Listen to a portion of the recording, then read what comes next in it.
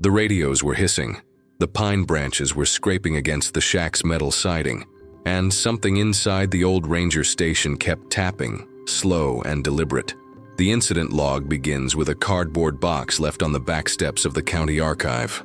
No return address, no note. Inside, a deteriorated handheld radio marked Ranger C. Mallory, Unit 12, a spool of tape labeled Do Not Monitor, and a folded map of the White Ash Reserve with a circle drawn in red grease pencil around a place that hadn't appeared on public trail maps since the late 80s. The map smelled faintly of oil and wet soil, as if it had been underground. The tape was tested first.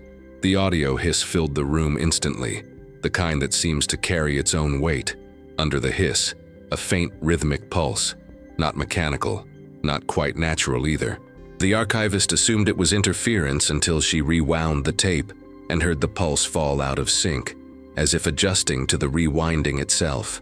After the third playback, she sealed the tape again and logged it for review.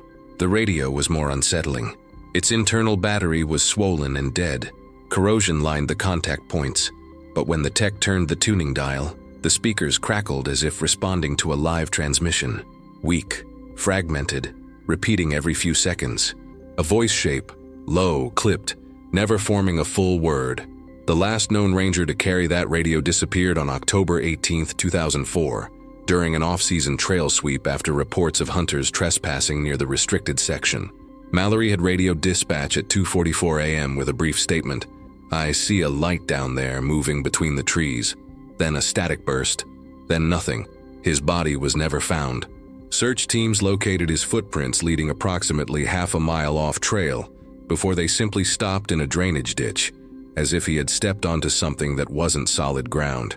For 19 years, the case remained unofficially closed. Then the radio showed up again, in a box that shouldn't exist, carrying transmissions that repeat only at 2:44 a.m., as if tied to the moment Mallory disappeared. What triggered the broadcast now is unclear. It could be atmospheric conditions, latent frequency bleed, a nearby source bouncing off geological features, or something far more mundane.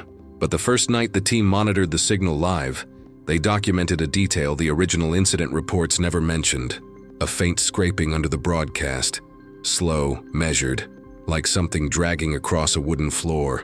The county shut the room after that, but the archivist kept a key. 2 nights later, she returned and found the map unfolded on the table, the red circle smeared wider, covering an area that no record ever labeled. She hadn't touched it. The air felt colder near the table's edge, though the HVAC had been off for days to save energy. She left the room without turning off the radio. It was still transmitting at a steady interval. 3 days later, she called a retired ranger who had worked with Mallory. His first remark wasn't about the radio. It was about the red grease pencil marker used on the map. "We only use that for boundary notes," he said. Mallory carried one, always clipped to his pack. When asked if any maps from 2004 were missing from evidence, he paused for almost 10 seconds before replying. "One, but that area was cleared and declared safe long ago." The archivist didn't believe that. Neither will you, once the remaining contents of the box are reviewed. The wind pushed against the cabin windows until they trembled. The fluorescent tube over the evidence table buzzed in an irregular pattern, and the radio on the metal tray clicked once, as if clearing its throat. The archivist returned just before dusk, carrying a thermos of coffee and the missing inventory forms she'd promised to submit. The building was normally silent at that hour, but tonight the sound of water dripping somewhere deep in the ductwork echoed like footsteps. She locked the front door behind her and went straight to the evidence room.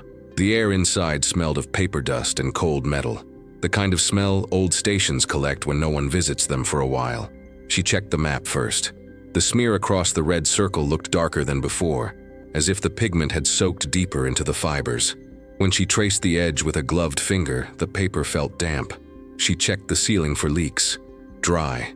The floor tiles were dry too. She lifted the map to the light and saw faint impressions under the smear, pressure marks from a pencil. Not printed, not recent.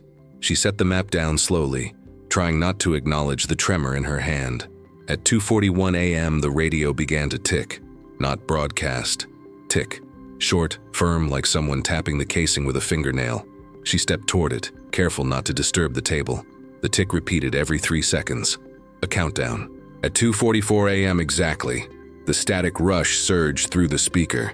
The same clipped syllable appeared, but this time followed by a second tone, higher, almost like a distant reply. She recorded the sequence. After 23 cycles, something else bled into the signal. A faint rustling like clothing brushing against undergrowth, then a dull thud, then silence. The main transmission resumed, unchanged. She replayed it twice. The thud was always in the same place. She pulled up the old ranger station schematics for White Ash. Mallory's last known coordinates were less than a mile from the abandoned North Lookout, a building decommissioned after a structural fault. According to the report, the lookout's floor had partially collapsed, leaving several beams exposed. The thud on the recording sounded exactly like weight hitting wood. On impulse, she emailed the retired ranger again. This time she asked a direct question. Did Mallory ever report issues with the old lookout floor before his disappearance? The reply came faster than expected. He mentioned a hollow section once. Never found it again. Her eyes went back to the map. The red circle didn't mark the lookout. It marked a depression in the terrain about 50 yards east of it, an area listed on earlier maps as a former equipment cache. The location had been sealed off decades ago due to unstable ground. She shut off the room lights, locked the door, and tried to convince herself that the ticking she heard as she walked down the hallway was just cooling pipes. But it followed her all the way to the exit, always a few steps behind. Rain hammered the roof of the truck. The dashboard clock flicked between minutes without fully illuminating, and the forest around the service road felt too still for a storm that loud. She had driven out alone, telling herself it was just to verify coordinates. The county wouldn't authorize an official revisit to the restricted section without justification, and she didn't want anyone else touching the map until she understood the marks beneath the smear. The tire ruts leading toward the old trailhead were deeper than she remembered. Recent traffic. Someone had been out there. The path to the lookout had narrowed with saplings that shouldn't have grown so quickly. Their trunks bent as if something had pushed through the underbrush with deliberate weight. She used her flashlight sparingly, letting her eyes adjust to the dim. The forest reflected the beam in small glints. Dew on leaves, metal fragments lodged in bark, bits of reflective tape peeling with age. She collected one fragment. It had a printed letter M on it, same font used on Ranger gear tags in the early 2000s. When she reached the clearing, the lookout tower appeared darker than expected, its silhouette softened by missing panels.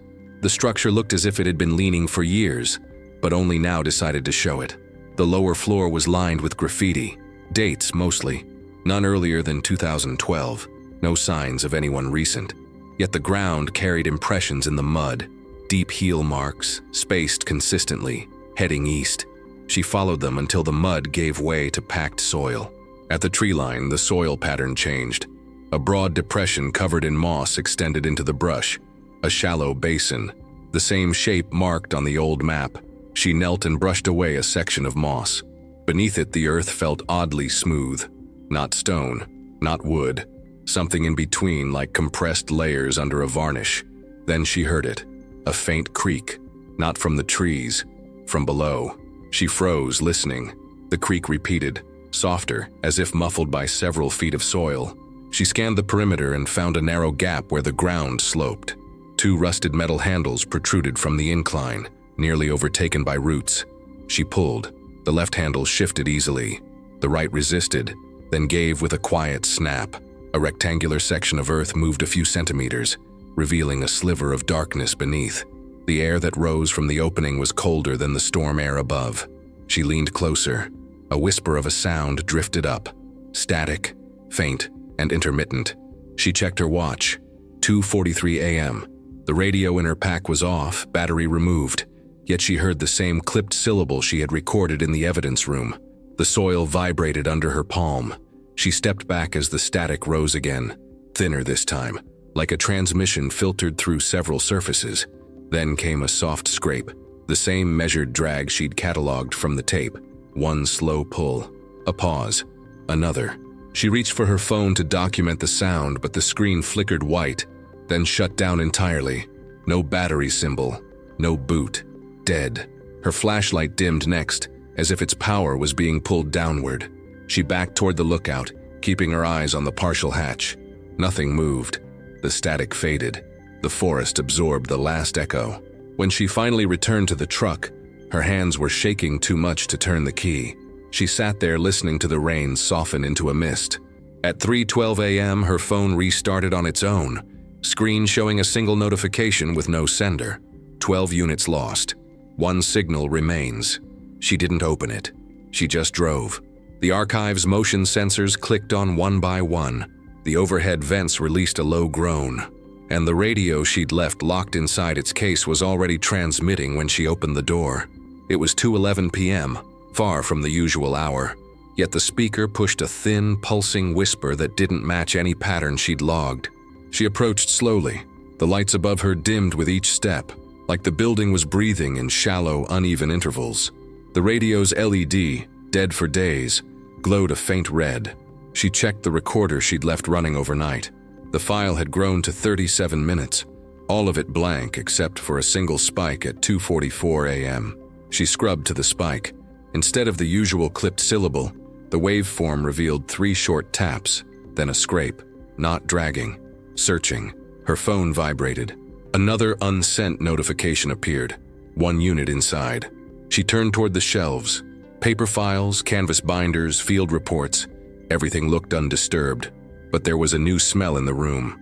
Wet soil, metallic, faintly sour. She followed it to the table where the map lay. The red smear had dried, but not in the pattern she remembered.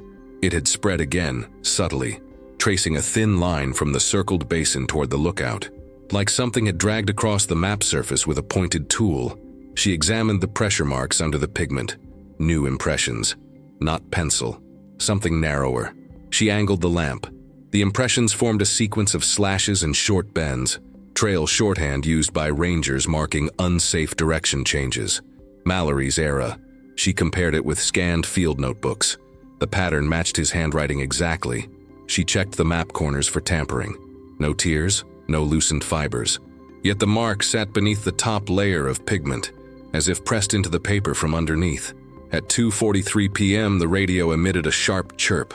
Not interference, an alert tone. Her stomach tightened. She tapped the casing lightly. The radio stopped broadcasting and shifted to a deeper, steady hum. A second hum answered from across the room. She turned. The retired ranger stood in the doorway. He looked thinner than during their last call. Tired, raincoat dripping onto the tiles. He didn't speak at first. He walked to the table, placed a rusted key beside the map, and finally said, "You weren't supposed to open the hatch." Her pulse climbed. "You knew it was there?" He nodded once. "We sealed the cache after the collapse." Mallory said the floor resonated when he walked on it, like something hollow was running underneath. "We found a tunnel, old maintenance structure, wrong dimensions. Nothing ever cooled down in there. Equipment picked up stray signals, so we cleared it out and shut it." She slid the map toward him. "Then why is this marked? Why now?" He didn't answer.